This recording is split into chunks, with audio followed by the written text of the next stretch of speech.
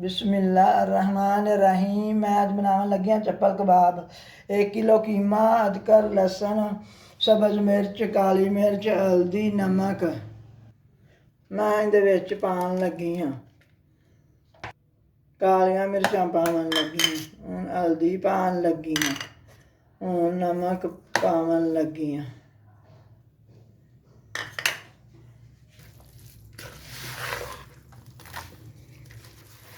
चंगी तरह हल कर देना, हल करके तो फिर इहदे पेड़े बना के पैन विच बना लो, भावें तवे ते बना लो।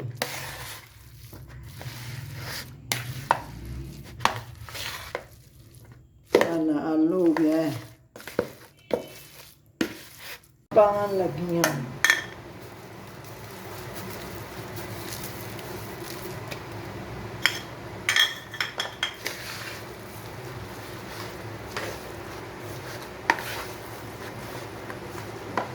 आप दियां टिक्कियां बना लईआं ने ते हुण मैं फ्राई करन लगी हाँ, उत्ते पैन चढ़ाउण लगी हाँ।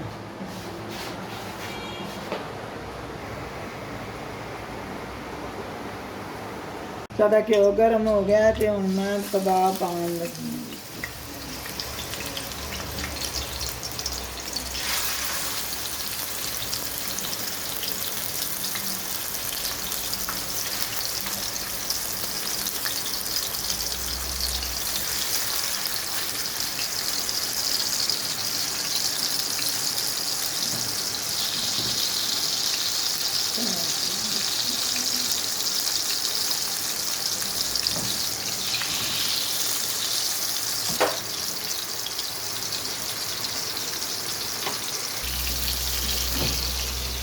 अज तो उन्होंने बदलन लगी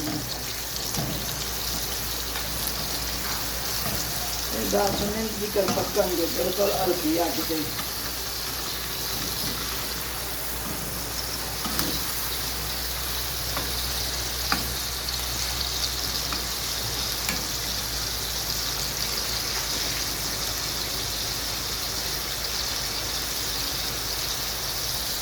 बाकी उन्नी देर उन्होंने ब्राउन होंदियां नूं टिक्कियां बना लेनी।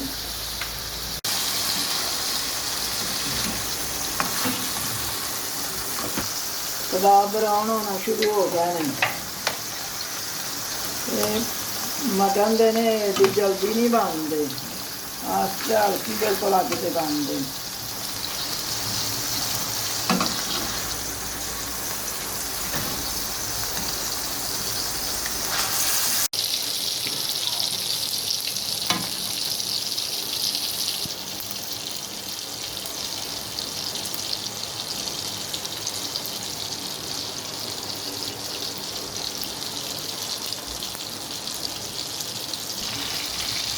कबाब ब्राउन हो गया है तो मैं कढ़न लगी हूँ।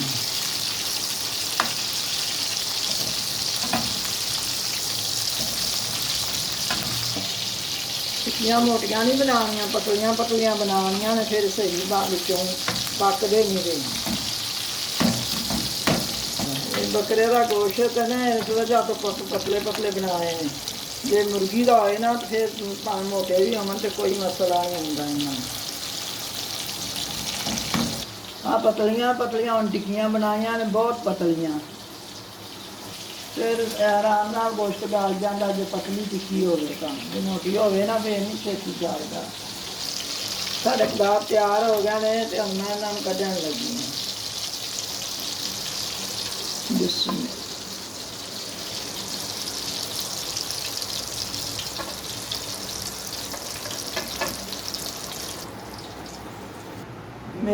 मेरे कबाब तैयार हो गए ने ते हुण मैं दही दी चटनी वाला पुदीने दी चटनी वाला रायता बनाना है। तो लाइक करो तो शेयर करो तो अल्लाह हाफिज़। लाल बटन जरूर दबाना।